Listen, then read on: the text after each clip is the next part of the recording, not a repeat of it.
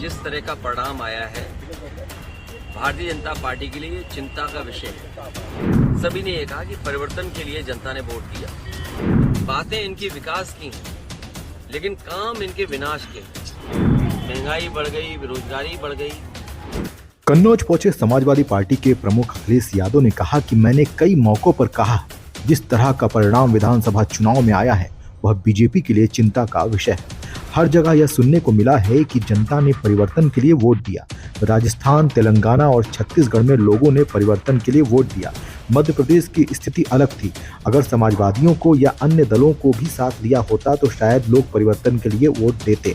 जब लोकसभा चुनाव होगा तो जनता फिर एक बार परिवर्तन के लिए वोट देगी। मैंने कई मौकों पर कहा कि जिस तरह का परिणाम आया है भारतीय जनता पार्टी के लिए चिंता का विषय है।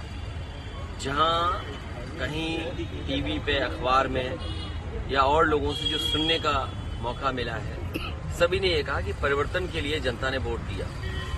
राजस्थान में कांग्रेस की सरकार थी, उसको हटाने के लिए जनता ने वोट दिया।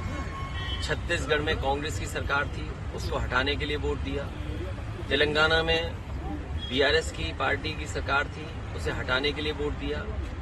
मध्य प्रदेश की परिस्थितियां अलग थी। समाजवादियों को भी साथ लिया होता या अन्य दलों को साथ जोड़ा होता तो परिणाम मध्य प्रदेश का भी परिवर्तन का होता। जितने भी लोग हैं जिन्होंने भी उसकी समीक्षा की है चुनाव की, उन्होंने कहा कि जनता परिवर्तन चाहती थी और कुछ योजनाओं को लाभ पहुंचा, इसलिए सरकारें बनी।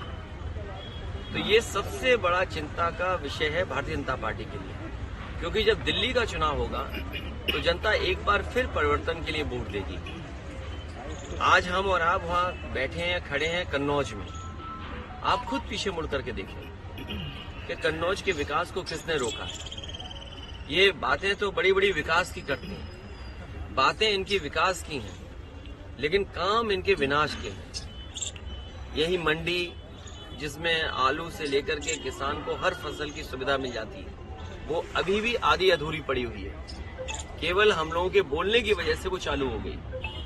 पेरवा रोड पर मेडिकल कॉलेज के सामने मंडी का बाजार था, किसान बाजार, वो अभी भी आधा अधूरा पड़ा हुआ है। मेडिकल कॉलेज की स्थिति हमसे बेहतर आप जानते हैं, और अगर आपको दिखाना हो और अगर आप सच्चे और ईमानदार पत्रकार हैं तो अपने कैमरे और माइक लेकर के मेडिकल कॉलेज में किसी कोने में चले जाएं। जिस तरह से बजट मिलना चाहिए था वो बजट नहीं मिला, और ना बजट मिलने की वजह से आज मेडिकल कॉलेज में किसी भी गरीब का, किसान का और गांव में रहने वालों का इलाज नहीं हो पा रहा है। जिला अस्पताल में वो सुविधाएं नहीं है जहां गरीबों को इलाज मिल पाए, और लगातार अन्याय लोगों पर हो रहा है। महंगाई बढ़ गई, बेरोजगारी बढ़ गई।